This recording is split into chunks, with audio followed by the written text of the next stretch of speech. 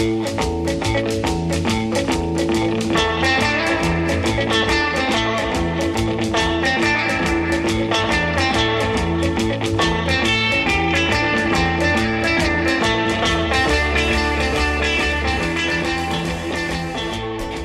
is that Mike? Hello, Hank.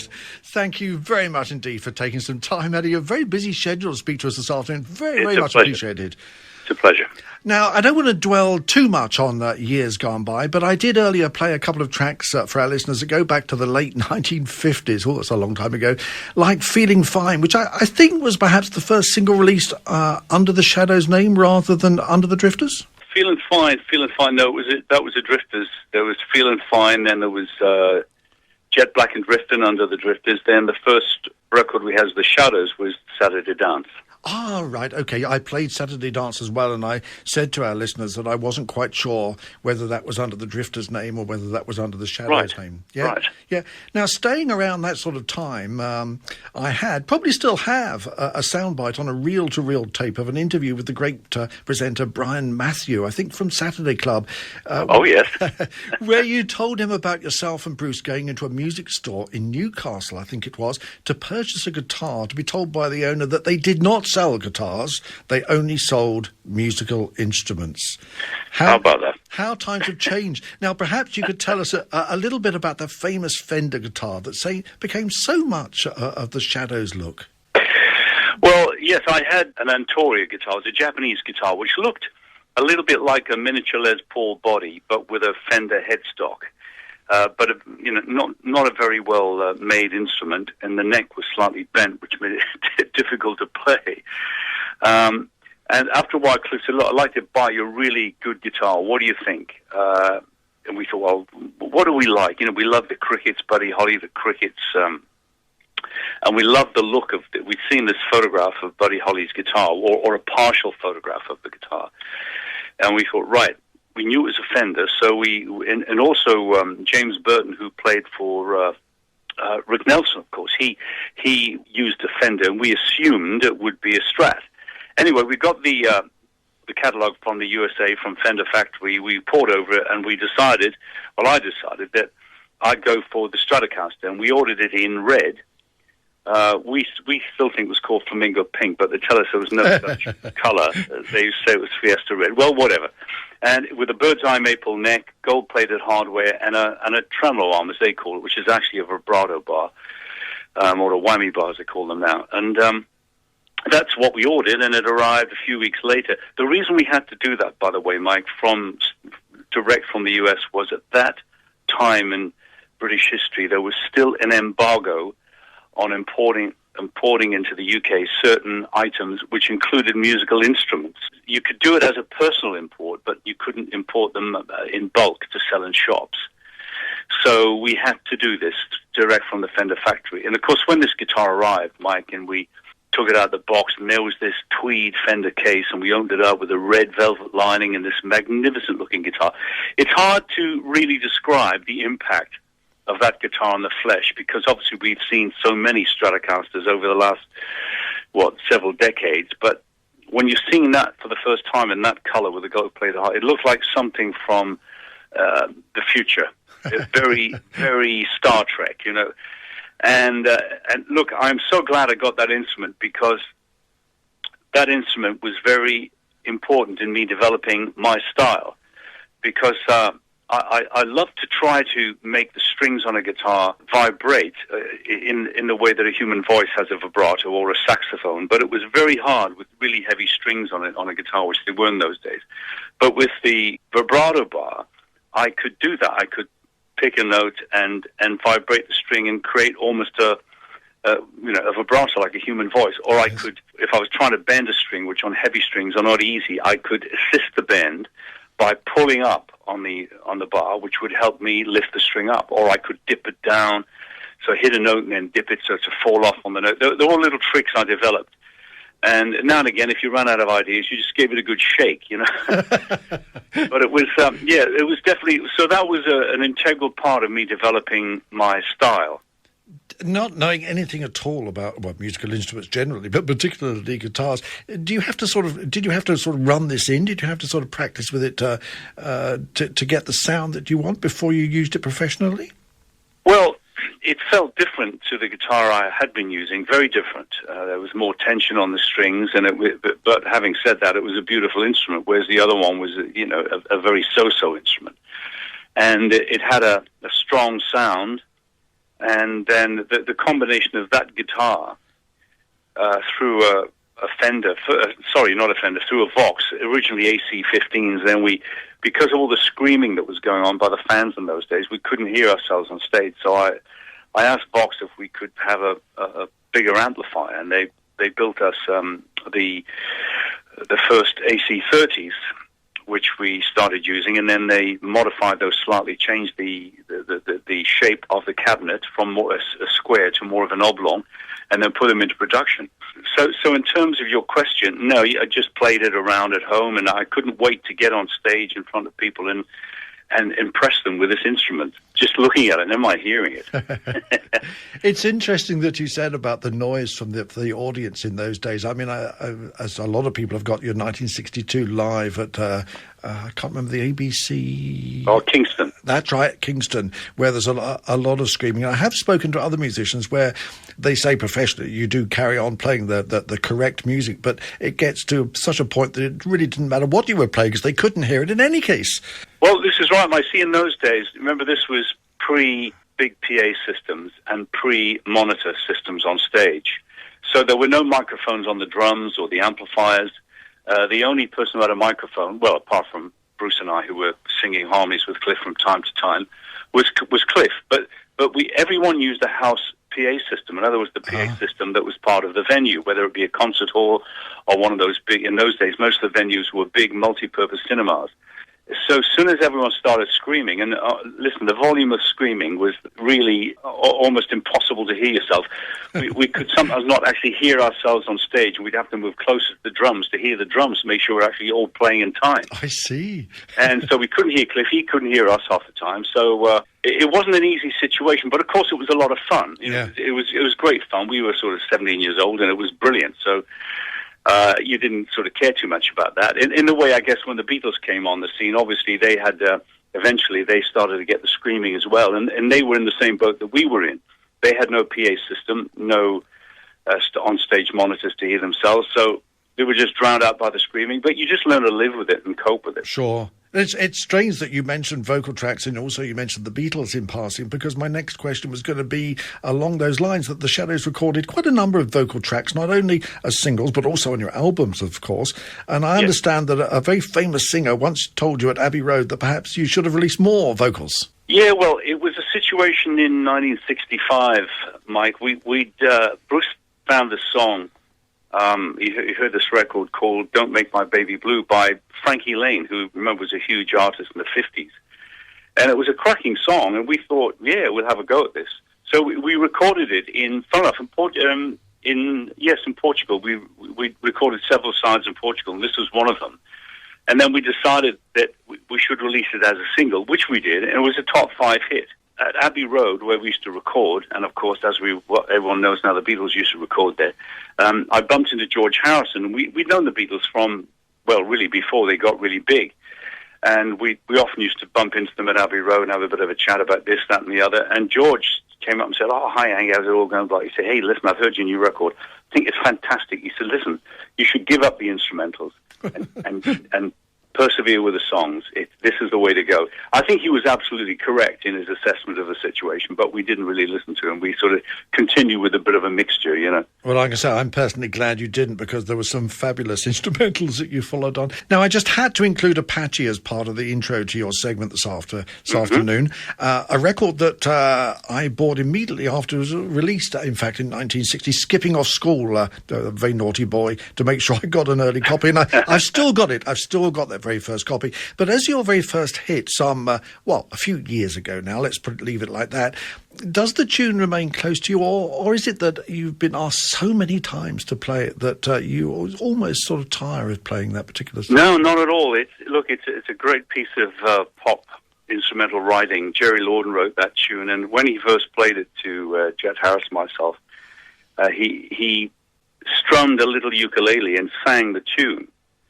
And, so there wasn't much production to listen to, but it just sounded so wonderful. And we got Bruce and Tony Meehan, who is the drummer of the band, down to have a listen.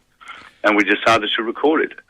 We did an arrangement. Funny thing is, the introduction, da da da da da da da da, that I sort of came up with that introduction, and that's often sampled, but it's not actually part of the tune.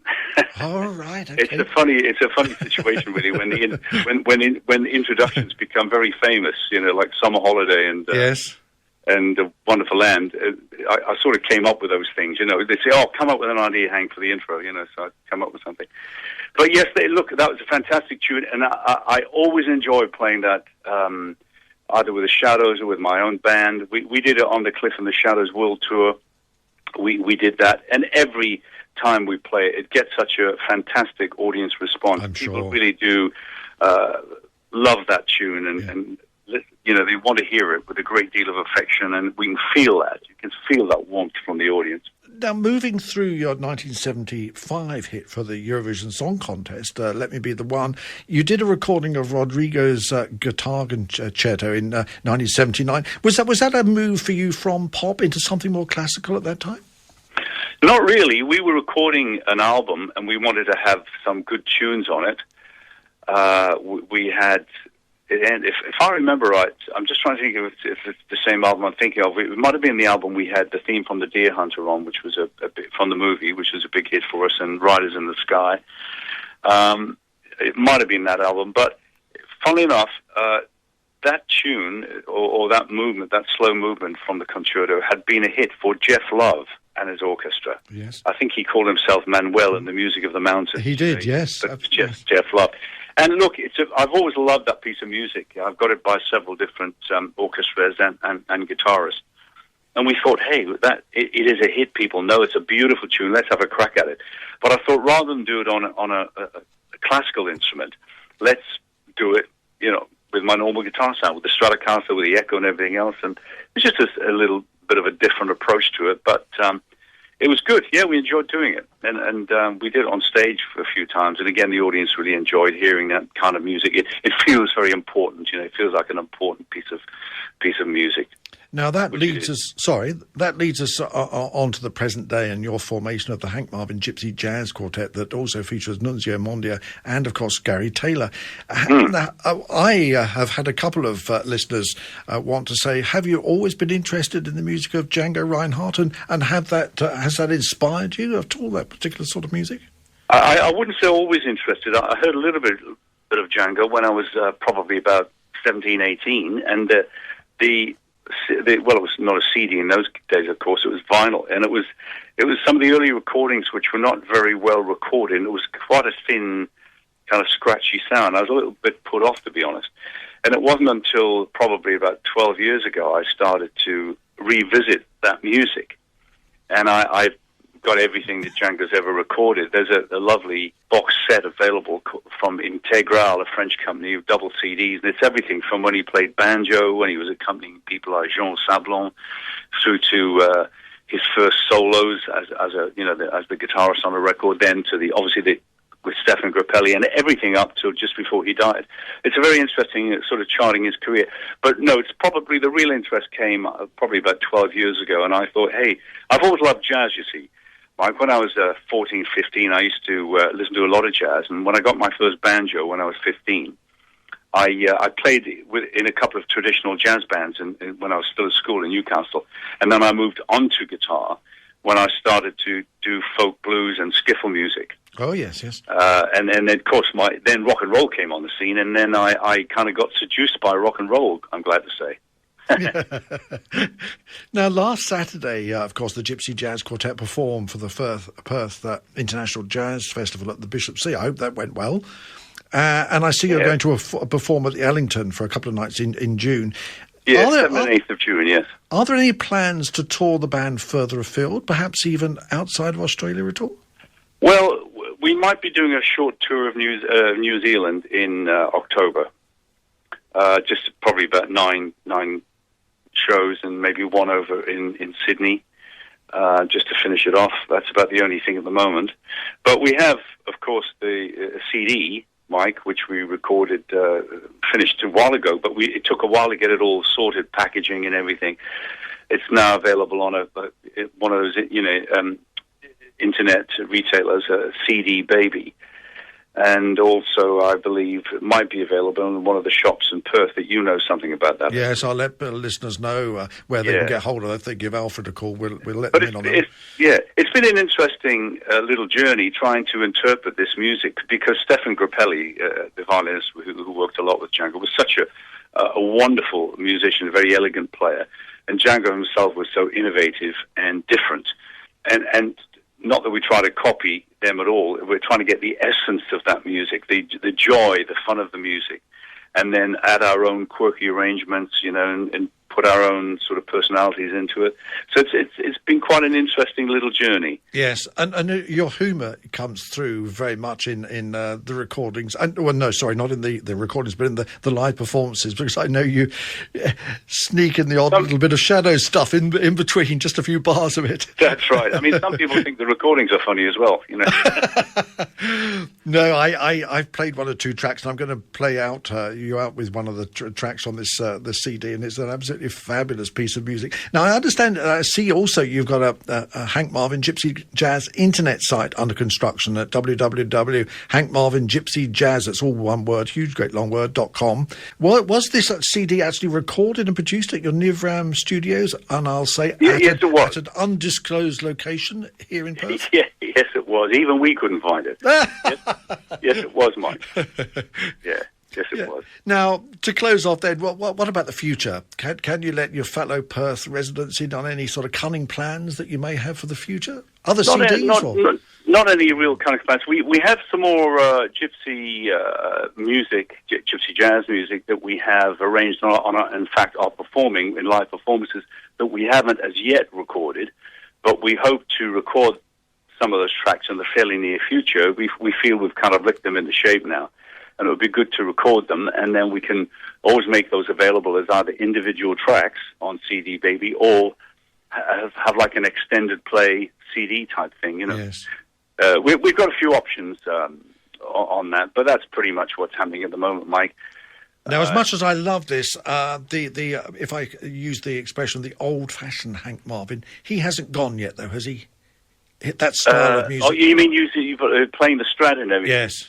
Oh, well, funny enough, I've just been approached by Brian Bennett, who's been working on it's a bit of a labour of love for him, an album that he's doing of John Barry music. And he asked me to play on a track. And obviously I'll play it in the style that people know me for, yes. The Strat and the Echo and sure. everything else. And I'll be recording that fairly shortly for him. Oh, excellent. Yeah. Oh, look, I mean, that Strat is part of me, really, Mike. And it's a musical voice for me, the way I use it. So you can never say, "Oh, it's finished." No one knows what the future holds, what's around the corner. No, that's But true. At the moment, obviously, we're just enjoying playing this gypsy swing.